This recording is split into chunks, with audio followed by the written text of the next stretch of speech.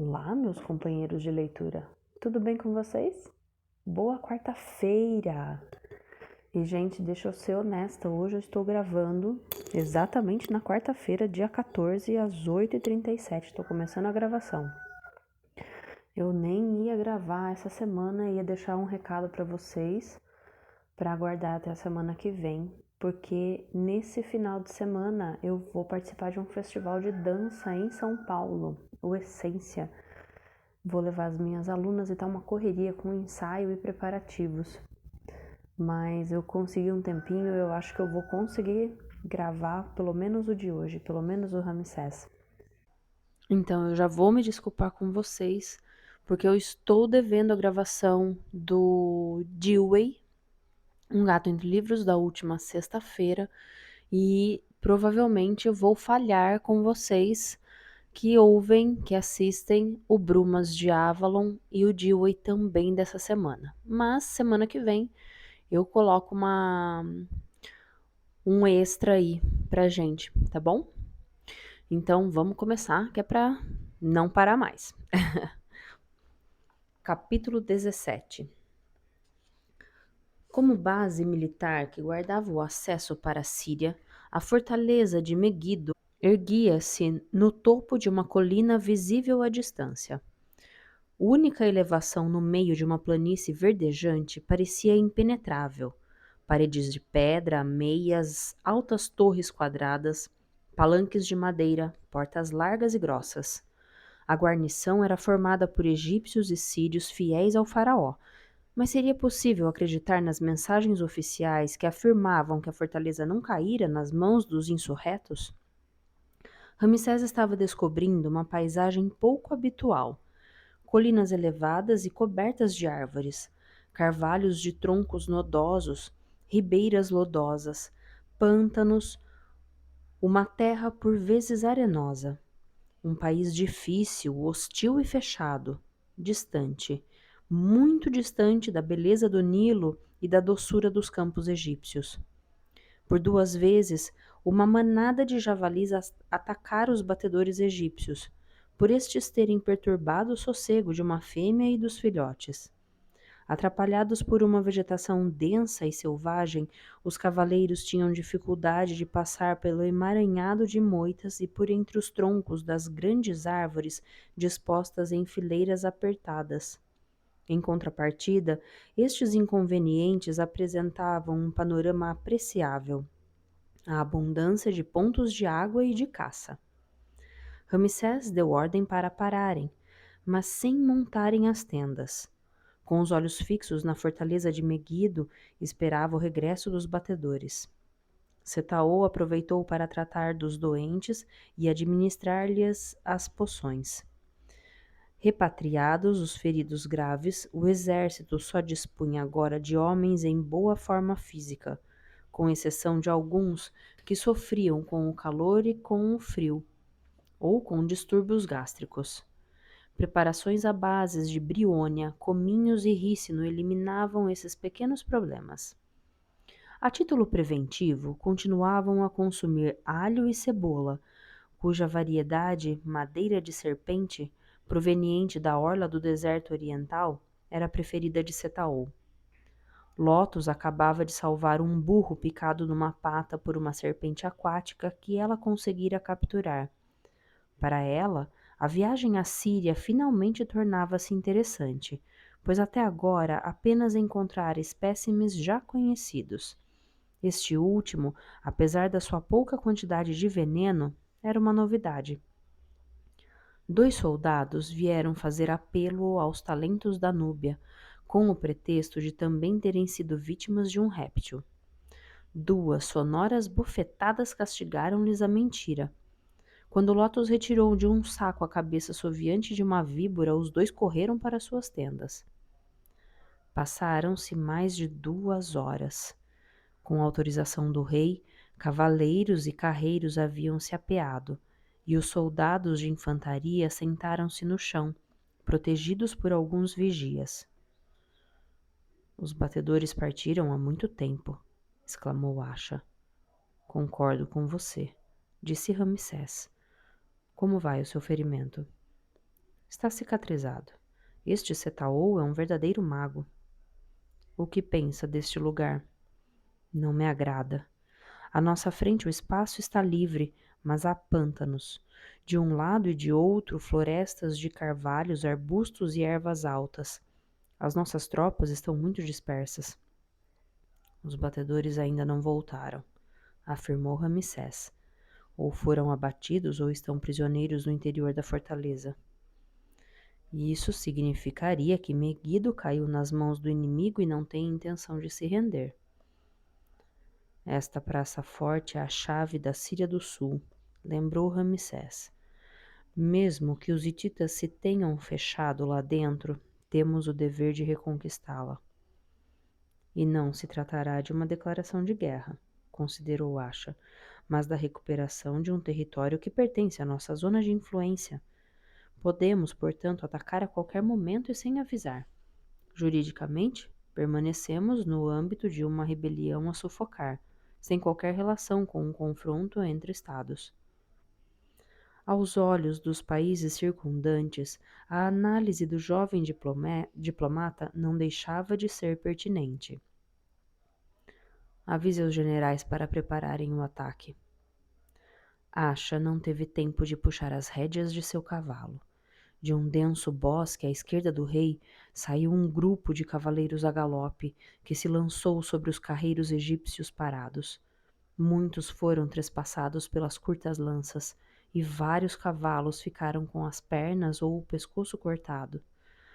Os sobreviventes defenderam-se com os seus piques e espadas. Alguns conseguiram subir para o carro e rumar para a posição onde estavam os soldados de infantaria, abrigados atrás dos escudos. O ataque inesperado e violento pareceu coroado de êxito. Pela tira que prendia os cabelos hirsutos dos agressores, pela barba pontuda, pelo vestido de franjas até os tornozelos, pelo cinto colorido recoberto com uma faixa de tecido, era fácil reconhecer os sírios. Ramsés permanecia estranhamente calmo. Asha inquietou-se. Vão desmantelar as nossas fileiras. Embriagam-se ilusoriamente com a sua façanha. O avanço dos sírios foi detido. Os soldados de infantaria egípcios obrigaram-nos a recuar para o lado dos arqueiros, cujos disparos foram devastadores. O leão rosnou. Há outro perigo ameaçando-nos, disse Ramsés. É agora que se vai jogar a sorte desta batalha. Do mesmo bosque saíram várias centenas de sírios, armados com machados de cabo curto. Bastava franquear-lhes uma pequena distância para atingirem os arqueiros egípcios pelas costas. Vamos, ordenou o rei a seus cavalos.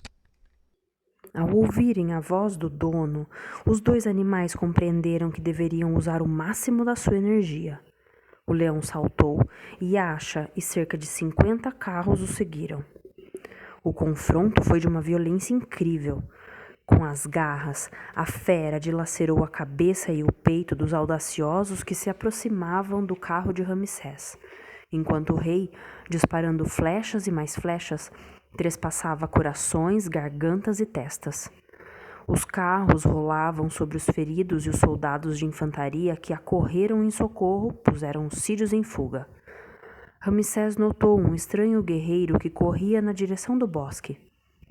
Apanhe-o, ordenou ao leão. Matador eliminou 2 retardatários e lançou-se sobre o homem que caiu por terra. Embora tivesse tentado controlar a sua força, o leão havia ferido mortalmente o seu prisioneiro, que jazia por terra com as costas dilaceradas. Ramsés examinou o homem de cabelos compridos e barba mal feita. A longa túnica de riscas vermelhas e pretas estava em farrapos. Mandem vir Setaou, exigiu o monarca. Os combates chegaram ao fim. Os sírios foram exterminados até o último homem e apenas haviam infligido ligeiras perdas ao exército egípcio. Sem fôlego, Setaou chegou junto de Ramsés. Salve este homem, pediu-lhe o rei. Não é um sírio, e sim um corredor das areias. Ele tem que nos dizer as razões da sua presença. tão longe de suas bases, um beduíno, em geral ocupado em pilhar caravanas para os lados do Sinai. Setaou ficou intrigado. O seu leão deixou-o num estado deplorável. O rosto do ferido estava coberto de suor. Corria-lhe sangue das narinas e a nuca estava rígida. Setaou tomou-lhe o pulso e escutou a voz do seu coração, tão fraca que não foi difícil fazer-lhe o diagnóstico. O corredor das areias agonizava. Pode falar? Perguntou o rei. Está com os maxilares contraídos. Talvez haja uma possibilidade. Setaou conseguiu introduzir na boca do moribundo um tubo de madeira enrolado num pano e deitou por ele um líquido à base de rizoma de cipreste. Este remédio talvez lhe acalme as dores. Se o indivíduo for resistente, poderá sobreviver somente algumas horas. O corredor das areias viu o faraó. Assustado, tentou erguer-se. Quebrou o tubo de madeira com os dentes e gesticulou como um pássaro incapaz de voar. Acalme-se, amigo, recomendou Setaou. Vou tratar de você. Ramsés. É justamente o faraó do Egito que quer falar com você. O beduíno fitava a coroa azul. Veio do Sinai? Interrogou o rei. Sim, é o meu país. Por que combatia ao lado dos sírios? Ouro. Prometeram-me ouro. Encontrou hititas? Deram-nos um plano de combate e foram embora. Há mais beduínos com você? Fugiram. Encontrou um hebreu chamado Moisés? Moisés? Ramsés descreveu o amigo. Não o conheço. Ouviu falar dele? Não, acho que não. Quantos homens há no interior da fortaleza? Não sei. Não minta. Com um movimento inesperado, o ferido agarrou seu punhal. Soergueu-se e tentou matar o rei. Com uma pancada seca no punho, Setaou o desarmou. O esforço do beduíno fora demasiado violento. O rosto contraiu-se, o corpo retesou-se, depois dobrou-se em dois e caiu morto. Os sírios tentaram aliar-se aos beduínos, comentou Setaou. Que estupidez! São pessoas que nunca se entenderão. Setaou voltou para junto dos feridos egípcios que estavam entregues aos cuidados de Lotus e dos enfermeiros. Os mortos haviam sido envolvidos em esteiras e carregados para os carros. Um comboio, protegido por uma escolta, partiria para o Egito, onde os infelizes se beneficiariam dos rituais de ressurreição. Ramsés acariciou seus cavalos e o leão, cujos rugidos surdos se assemelhavam a um ronronar. Grande número de soldados reuniu-se em volta do soberano. Ergueram as armas para o céu e aclamaram aquele que acabava de conduzi-los à vitória com a maestria de um guerreiro experiente. Os generais conseguiram abrir passagem e apressaram-se a felicitar Ramsés. Descobriram mais algum sírio nos bosques vizinhos? Não, majestade. Autoriza-nos agora a montar o acampamento? Temos algo melhor a fazer. Reconquistar Megido. Fim do capítulo 17. Capítulo 18. Revigorado por um enorme prato de lentilhas que não o faria engordar 1 grama, Amene passou a noite em seu gabinete para adiantar por algumas horas o trabalho do dia seguinte e assim poder ocupar-se do caso Serramana. Quando lhe doíam as costas, tocava no porta-pincéis de madeira dourada em forma de coluna encimada por um lírio, que Ramsés lhe oferecera quando o contratara como secretário. Sua energia renovava-se de imediato. Desde a adolescência que Amene gozava de laços invisíveis com Ramsés e sabia instintivamente quando o filho de Sete estava ou não em perigo. Por várias vezes sentira que a morte pousava no ombro do rei e que apenas a sua magia pessoal lhe permitiria afastar a desgraça. Se essa barreira protetora edificada pelas divindades em torno do faraó se afastasse, A bravura de Ramsés não o levaria ao fracasso? E se Serramana fosse uma das pedras dessa muralha mágica e ele, Amene, tivesse cometido um grave erro ao impedi-lo de cumprir a sua função? Mas seria esse remorso justificado?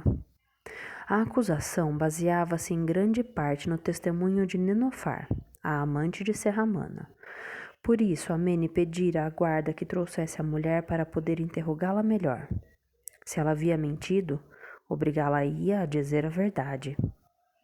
Às 7 horas, o guarda responsável pelo inquérito, um quinquagenário ponderado, apresentou-se no gabinete do secretário particular do rei. Nenofar não virá, declarou. Recusou-se a acompanhá-lo? Não há ninguém na casa dela.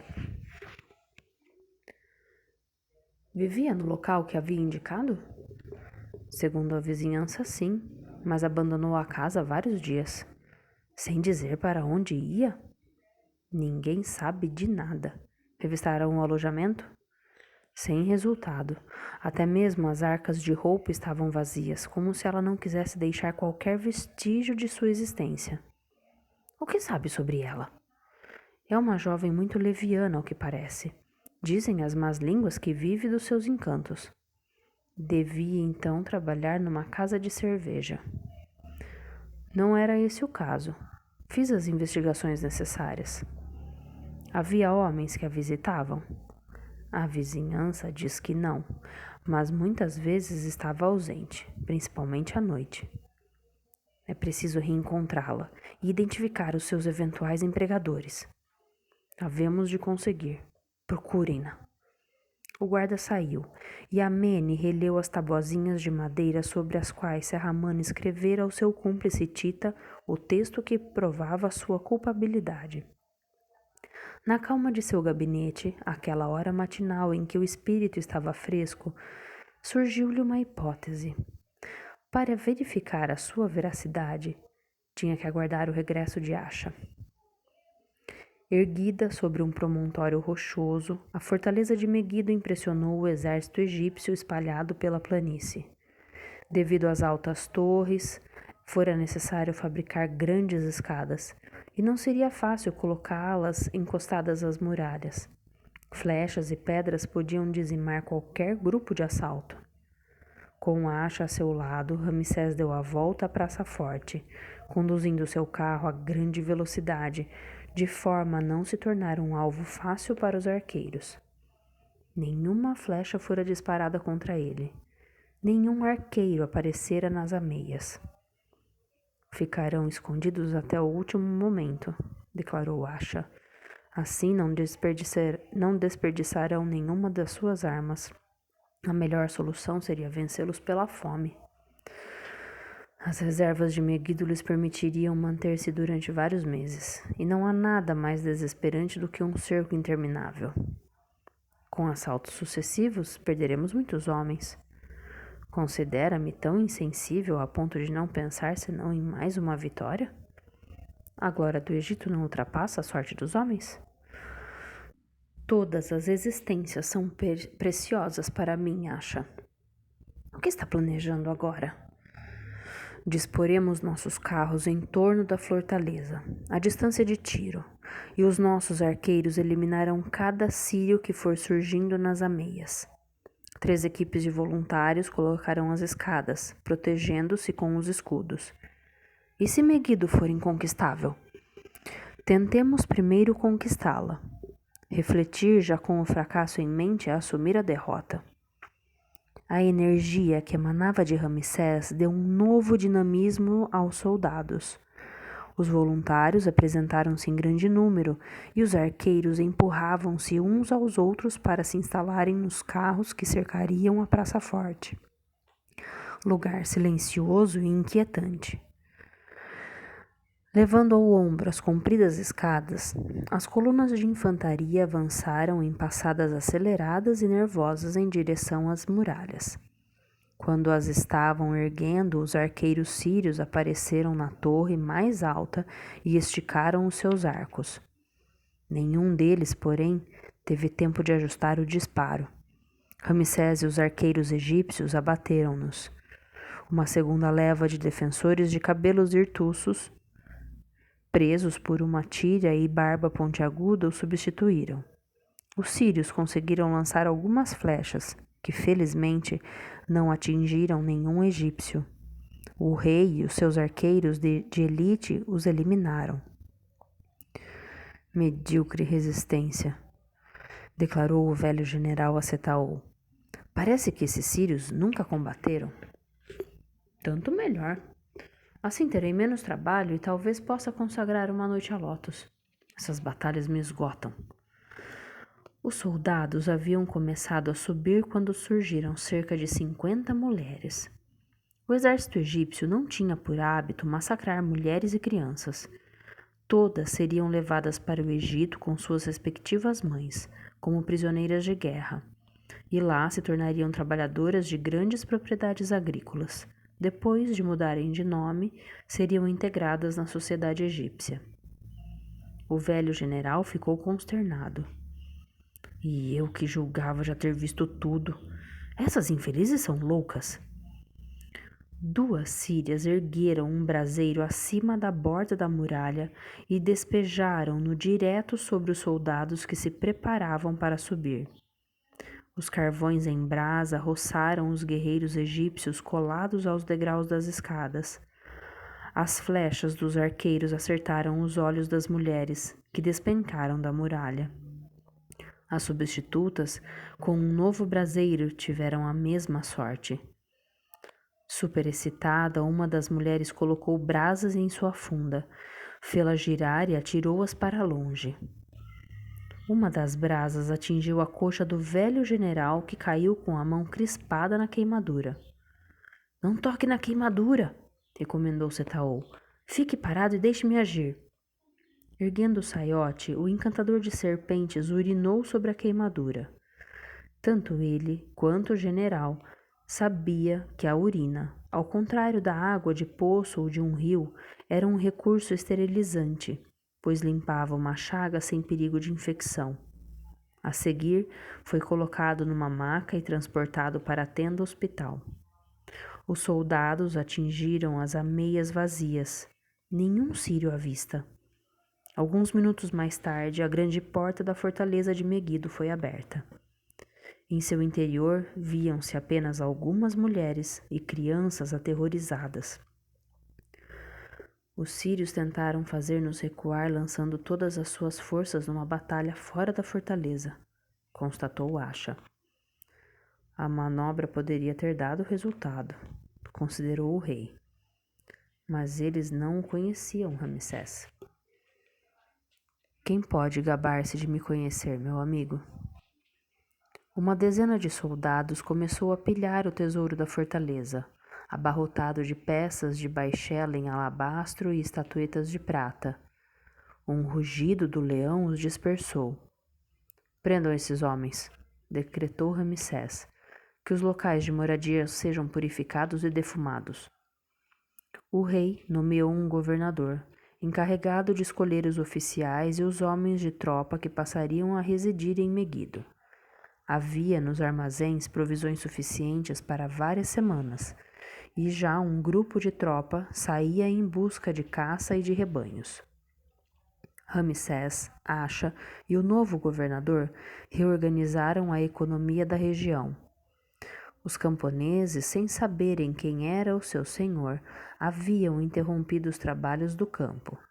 Em menos de uma semana, a presença egípcia foi de novo sentida como uma garantia de segurança e paz. O rei mandou construir pequenos fortins a certa distância, ao norte de Megido, ocupados por 4 vigias e mais os cavalos. Em caso de ataque hitita, a guarnição teria tempo de se pôr a salvo. Do alto da torre principal, Ramsés não gostou da paisagem que viu. Para ele, viver longe do Nilo, dos palmeirais, dos campos verdejantes e do deserto era um grande sofrimento. Naquela hora serena, Nefertari celebraria os rituais da tarde. Como sentia sua falta. Asha interrompeu a meditação do rei. Fiz como pediu, falei com os oficiais e soldados. E o que estão achando de tudo isso? Tem total confiança em você, mas só pensam em regressar a casa. Gosta da Síria, acha? É um país perigoso, cheio de armadilhas. Só com longas estadas é que se pode conhecê-lo bem. A terra dos hititas é parecida com a Síria? É mais selvagem e mais rude. No inverno, nos altos planaltos da Anatólia, o vento é gelado. Será que me seduzirá? Você é egípcio, Ramsés. Nenhuma outra terra encontrará lugar em seu coração. A província de Amurru está próxima. O inimigo também. Será que o exército hitita invadiu Amurru? Não dispomos de informações confiáveis. Qual é a sua opinião? É lá com certeza que eles nos esperam. Fim do capítulo 18. Capítulo 19. Estendendo-se ao longo do mar, entre as cidades costeiras de Tiro e Biblos, a província de Amurru situava-se a leste do Monte Hermon e da cidade comercial de Damasco. Era o último protetorado egípcio antes da fronteira com a zona de influência hitita. A mais de 400 quilômetros do Egito, os soldados do faraó avançavam a passo lento. Contrariamente ao que lhe haviam recomendado os generais, Ramsés evitara a estrada do litoral e seguira por um caminho montanhoso, tão desgastante para os animais quanto para os homens. Ninguém mais ria nem conversava. Todos se preparavam para um confronto com os hititas, cuja reputação de ferocidade assustava até mesmo os mais corajosos. De acordo com a análise do diplomata Acha, reconquistar Amurru não seria um ato de guerra declarada, mas quantos cairiam sob o sol ardente?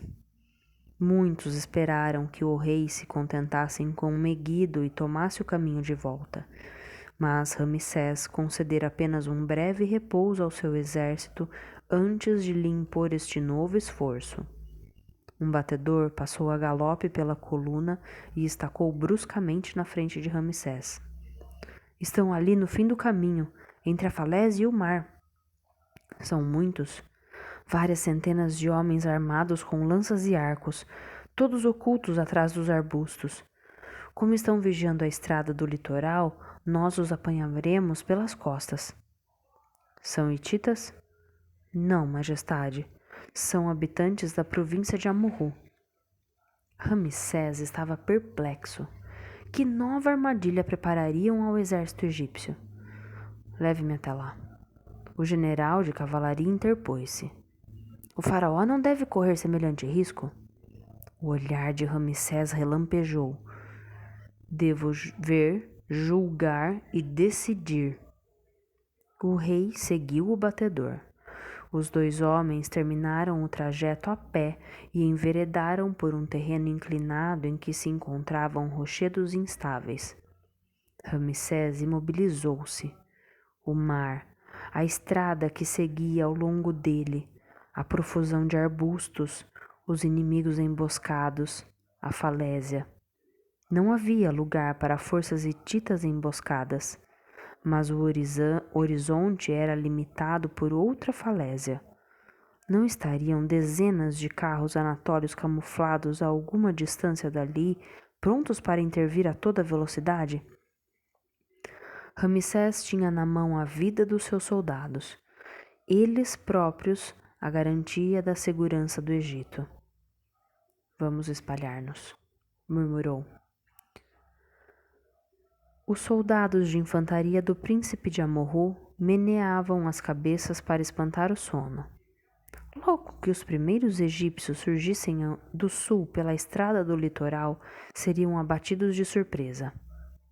O príncipe Ben-Texina aplicava a estratégia que lhe fora imposta por instrutores hititas. Estes estavam convencidos de que Ramsés, em cujo caminho haviam montado diversas armadilhas, não chegaria até ali.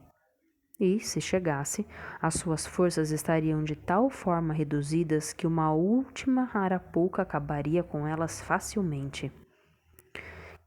Quinquagenário robusto, com um bigode preto, Ben-Texina não gostava dos hititas, mas tinha medo deles. Amurru estava tão próxima da sua zona de influência que não tinha interesse em contrariá-los. É certo que era vassalo do Egito e pagava tributo ao faraó, mas os hititas não se importavam com isso e exigiam que ele se revoltasse e desferisse o último golpe num exército egípcio já esgotado. Como estava com a garganta seca, o príncipe pediu ao seu copeiro para lhe trazer vinho fresco. Bem-Texina mantinha-se abrigado numa gruta da falésia. O servidor deu apenas alguns passos. Senhor, olhe! Vá logo, pois tenho sede. Olhe, senhor, sobre a falésia. Centenas, milhares de egípcios. Bem-Texina ergueu-se estupefato. O copeiro não mentia. Um homem de elevada estatura, com uma coroa azul e envergando um saiote com reflexos dourados, descia em seu carro para a planície costeira. À sua direita, um enorme leão. Primeiro, um a um, e depois em massa, os soldados libaneses voltaram-se e descobriram o mesmo espetáculo visto por seu chefe. Todos foram brutalmente acordados. Onde está o seu esconderijo, Bem-Texina? Interrogou a voz grave e forte de Ramsés. Trêmulo, o príncipe de Amurru avançou para o faraó. Não é mais o meu vassalo, Bem-Texina? Majestade, sempre servi fielmente ao Egito. Por que razão o seu exército me preparava uma emboscada? Pensávamos, a segurança da nossa província. Um ruído surdo, semelhante a um tremor de terra, encheu o céu. Ramsés olhou ao longe na direção da falésia em que por trás dela podiam ocultar-se carros hititas. Para o faraó, era o momento da verdade. Você me traiu, Bem-Texina. Não, majestade. Os hititas obrigaram-me a obedecer.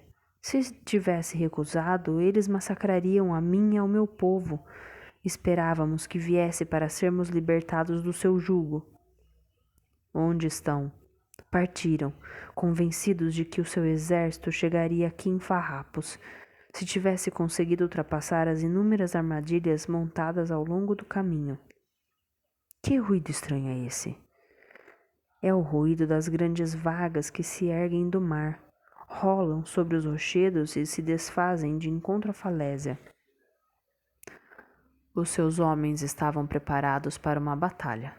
Os meus, para combater. Bem-Texina ajoelhou-se. Como é triste, majestade, descer à terra do silêncio onde reina a morte.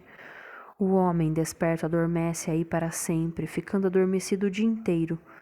O lugar onde se encontram aqueles que residem lá embaixo é tão profundo que as suas vozes já não chegam até nós, pois não existe porta nem janela. Nenhum raio de sol ilumina o sombrio reino dos defuntos, nenhum vento refresca o seu coração. Ninguém deseja seguir para esse terrível país. Imploro o perdão do faraó, que o povo de Amurru seja poupado e continue a lhe servir. Vendo seu comandante e senhor submisso, os soldados libaneses lançaram fora suas armas. Quando Ramsés ergueu Bem-Texina e se inclinou profundamente perante o faraó, gritos de alegria brotaram do peito dos egípcios e dos seus aliados. Quando saiu do gabinete de Amene, Shenar estava horrorizado. Para finalizar uma campanha militar realizada com incrível rapidez, Ramsés acabava de reconquistar a província de Amurru, que, no entanto, era considerada sob influência hitita. Como havia esse jovem rei inexperiente, que conduzia pela primeira vez o seu exército em terreno hostil, conseguido escapar às armadilhas, alcançar uma vitória tão retumbante? Há muito tempo que Shenar deixara de acreditar na existência dos deuses. Mas era evidente que Ramsés gozava de uma proteção mágica que lhe fora legada por Sete no decurso de um ritual secreto. E era essa força que traçava o seu caminho. Shenar redigiu uma ordem de serviço encaminhada a Amene. Como ministro dos negócios estrangeiros, deslocava-se pessoalmente a Mênfis para anunciar a excelente notícia aos notáveis. Onde está o mago? Perguntou Shenar a sua irmã dolente. A volumosa mulher, morena de formas flácidas, apertou de encontro a si a loura Lita, a herdeira de Akhenaton, que a cólera do irmão mais velho de Ramsés aterrorizava. Está trabalhando. Quero vê-lo imediatamente. Tenha um pouco de paciência, está preparando uma nova sessão de magia com o Chale de Nefertari. Que bela eficácia! Sabe que Ramsés reconquistou Amurru, retomou todas as fortalezas cananeias e impôs de novo a lei aos seus protetorados do norte? As nossas perdas são ínfimas. O nosso bem-amado irmão não sofreu um mínimo arranhão e tornou-se mesmo um deus para os soldados. Tem certeza? A Mene é uma excelente fonte de informações. Esse maldito escriba é tão prudente que é capaz mesmo de ter ficado abaixo da verdade. Canaã, Amurru e a Síria do Norte não voltarão para a esfera hitita. Conta com Ramsés para erguer ali uma base bem fortificada e também uma zona de proteção que o inimigo nunca conseguirá atravessar. Em vez de abatermos o meu irmão, reforçamos o seu sistema defensivo. Magnífico resultado! A loura Lita contemplava Shenar. O nosso futuro reino está se afastando, minha querida. E se você e o seu mago estiverem me enganando... Shenar arrancou a parte de cima do vestido da jovem, rebentando as alças. O seio dela tinha marca de profundas queimaduras. Lita prorrompeu em soluços e aninhou-se nos braços de Dolente. Não a torture, Shenar. Ela e Ofir são os nossos aliados mais preciosos. Ótimos aliados, sem dúvida. Não duvide, senhor, disse uma voz lenta e firme. Shenar voltou-se. A face de ave de rapina do mago Ofir impressionou novamente o irmão mais velho de Ramsés. O olhar verde escuro do líbio parecia portar maldições capazes de aniquilar um adversário em poucos segundos. Estou descontente com os seus serviços, Ofir. Como acabou de constatar, nem Lita nem eu poupamos esforços. Como lhe expliquei, lutamos com uma força muito grande e precisamos de tempo para agir. Enquanto o Chale de Nefertari não estiver completamente consumido, a proteção mágica não será quebrada. Se formos muito depressa, mataremos Lita e não teremos mais nenhuma esperança de destronar o usurpador. Quanto tempo, Ofir? Lita é frágil porque é uma excelente médium. Entre cada sessão de magia, Dolente e eu tratamos de suas queimaduras. Depois temos que esperar pela cicatrização da ferida antes de utilizarmos novamente os seus dons. Não pode mudar de cobaia? O olhar do mago endureceu.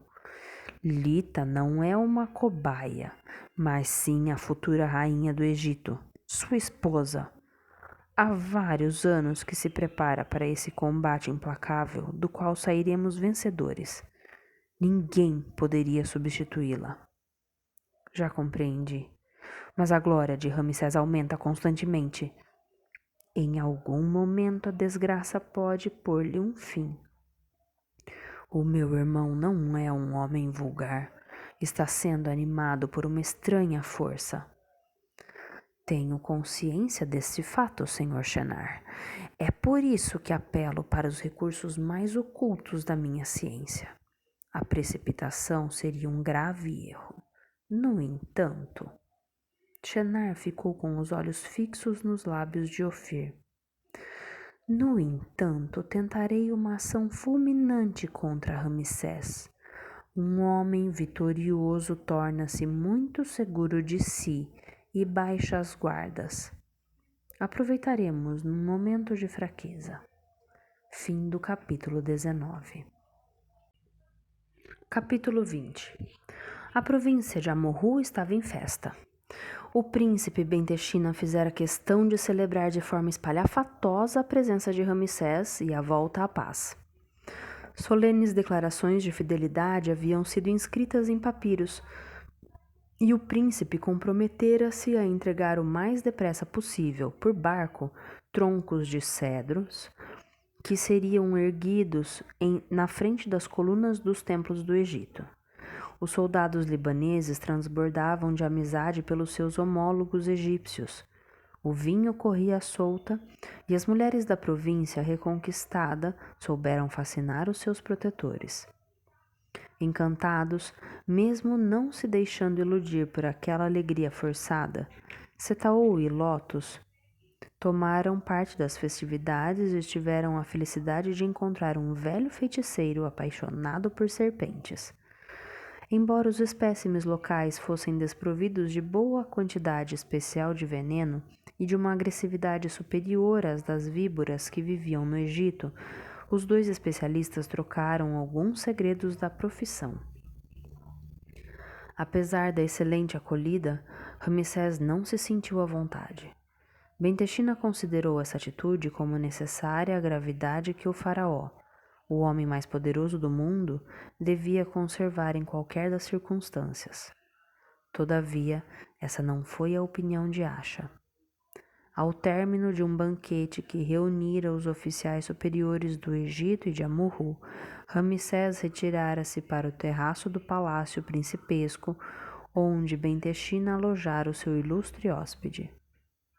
O olhar do rei estava fixo no norte. Posso interromper a sua meditação? O que quer, Acha? Você não parece de forma alguma estar apreciando as honrarias do príncipe de Amurru. Quem traiu, trairá novamente. Mas siga os seus conselhos. Por que havia de substituí-lo se lhe conheço os vícios? Não é nele que está pensando. Conhece por acaso as minhas preocupações? O seu olhar está fixo em Kadesh. Kadesh, o orgulho dos hititas, o símbolo do seu domínio sobre a Síria do Norte, o perigo permanente que ameaça o Egito. Sim, estou pensando em Kadesh. Atacar essa praça forte é penetrar em zona de influência hitita. Se tomar essa decisão, é melhor declarar-lhes guerra com todas as letras. Por acaso eles respeitam as regras ao fomentarem as revoltas em nossos protetorados? Não passavam de movimentações de insurreição. Atacar Kadesh é franquear a verdadeira fronteira entre o Egito e o Império Hitita. Em outras palavras, a Grande Guerra. Um conflito suscetível de durar vários meses e destruir-nos. Estamos preparados. Não, Ramsés. As suas vitórias não devem torná-lo eufórico. Parecem-lhe irrisórias?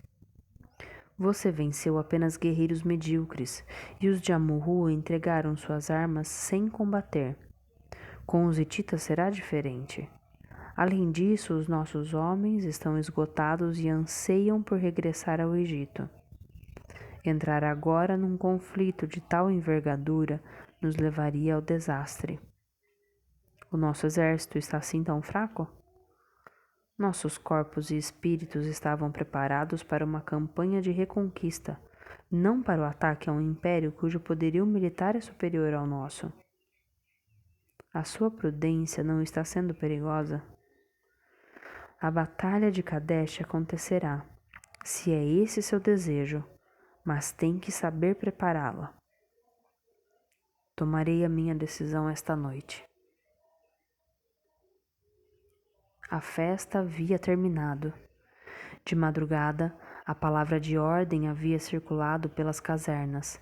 Preparação para o combate.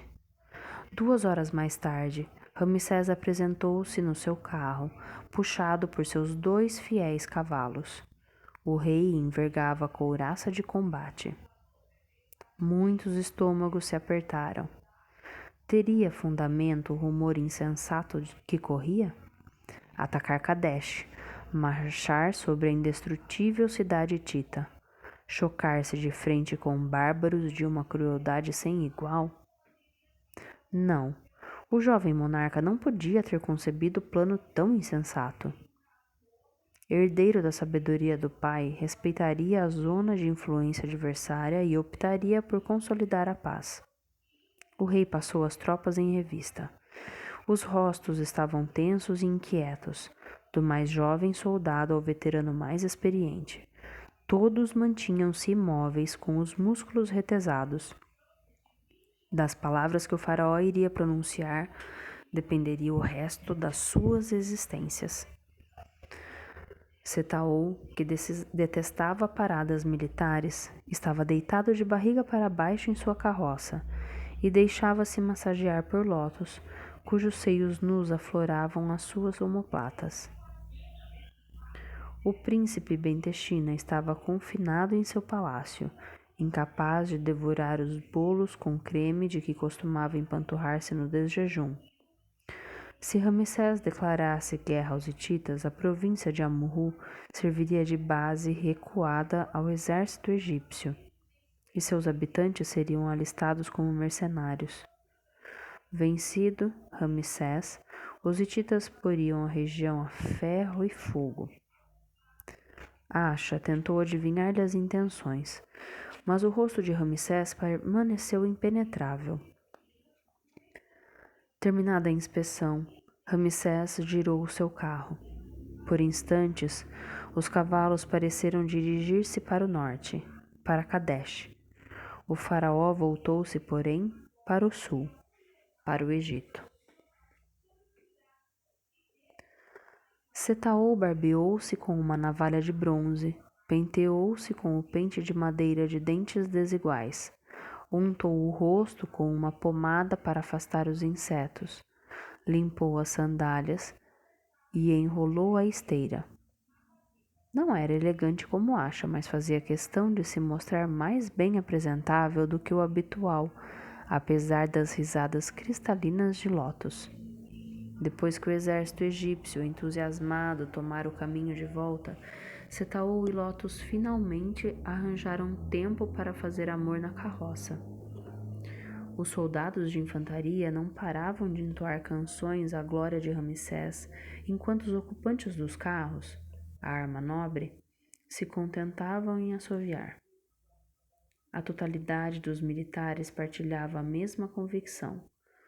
Como era bela a vida de soldado quando não tinham que combater. O exército atravessou em boa caminhada Amurru, a Galiléia e a Palestina, cujos habitantes os aclamavam à sua passagem, oferecendo-lhes legumes e frutas frescas. Antes da última etapa, aquela que os conduziria à entrada do delta, o acampamento foi montado ao norte do Sinai e a oeste de Negueb, numa região tórrida onde a guarda do deserto vigiava o deslocamento dos nômades e protegia as caravanas. Setaú rejubilava. Abundavam ali as víboras e as cobras de tamanho soberbo, com veneno dos mais ativos. Com a sua destreza habitual, Lotus já havia capturado uma dezena, dando a volta ao acampamento. Sorridente, via os soldados afastarem-se à sua passagem. Ramsés contemplava o deserto. Voltou a olhar na direção norte, para Kadesh. A sua decisão foi lúcida e sábia, declarou Acha. É nisso que consiste a sabedoria. Bater em retirada perante o inimigo? Não, Ramsés. Ela consiste em não fazer-se massacrar e nem tentar o impossível. Engana-se, Acha. A verdadeira coragem é da natureza do impossível. Estou sentindo medo pela primeira vez, Ramsés. Para onde quer arrastar o Egito? Acredita realmente que a ameaça de Kadesh se dissipará por si própria? A diplomacia permite resolver conflitos aparentemente insolucionáveis. A sua diplomacia desarmará os hititas? Por que não? Traga-me a verdadeira paz que desejo, Acha. Do contrário, eu mesmo a construirei. Eram 150. 150 homens, corredores das areias, beduínos e hebreus, percorrendo há várias semanas a região do Negueb em busca de caravanas perdidas. Todos obedeciam a um octogenário zarolho que conseguira escapar de uma prisão militar antes de ser executado. Autor de 30 ataques a caravanas e de 23 assassinatos de mercadores egípcios e estrangeiros, Vargós surgia como um herói aos olhos de sua tribo. Quando o exército egípcio surgira no horizonte, julgaram ver uma miragem. Os carros, os cavaleiros, os soldados a pé. Vargós e os seus homens refugiaram-se numa gruta, decididos a não sair de lá antes do desaparecimento do inimigo. Durante a noite, um rosto assediara os sonhos de Vargós, o do mago Ofir. Com sua cabeça de ave de rapina e uma voz doce e persuasiva, Vargós o conhecera muito bem na sua juventude. Num oásis perdido entre a Líbia e o Egito, o mago ensinara-o a ler e a escrever, e o utilizara como médium. Nessa noite, o rosto imperioso ressurgira do passado. A voz suave dava novas ordens às quais Vargós não podia escapar. Com os olhos esbugalhados, os lábios brancos, o chefe do bando acordou seus cúmplices. Este vai ser o nosso mais belo golpe, explicou. Sigam-me. Obedeceram como sempre faziam. Lá onde Vargós os levara, devia haver bastante riquezas. Quando chegaram próximo do acampamento egípcio, alguns homens de Vargós insurgiram-se. A quem quer roubar? A tenda mais bela, a que está mais à frente. Contém muitos tesouros. Não teremos qualquer chance. As sentinelas são poucas e não esperam um ataque. Sejam rápidos e se tornarão homens ricos. É o exército do faraó, objetou um corredor das areias. Mesmo se conseguirmos fugir, eles vão nos apanhar. Imbecil, acha que vamos permanecer na região? Com o ouro que vamos roubar, seremos mais ricos do que o príncipe. Ouro? O faraó nunca se desloca sem grande quantidade de ouro e pedras preciosas. É com eles que compra os seus vassalos. Quem disse? Um sonho. O corredor das areias olhou Vargós com espanto. Está zombando de mim? Vai obedecer ou não? Arriscar a pele por causa de um sonho? Está delirando. O machado de Vargós abateu-se sobre o pescoço do corredor das areias. Quando o moribundo caiu, o chefe da tribo cobriu-o de pontapés e acabou por degolá-lo. Quem mais quer discutir? Rastejando, os 149 homens avançaram para a tenda do faraó. Vargós obedeceria à ordem que Ofir lhe dera: cortar uma das pernas de Ramsés, tornando-o inválido. Fim do capítulo 20. Amigos, e agora? Será este o fim de Ramsés? Não sei. Vamos esperar para semana que vem? Obrigada pela companhia. Gente, agora é sério, tá? Até a semana que vem. Um grande beijo para vocês. Deixe os seus comentários. Eu quero ler tudo o que vocês têm para me dizer. Tchau!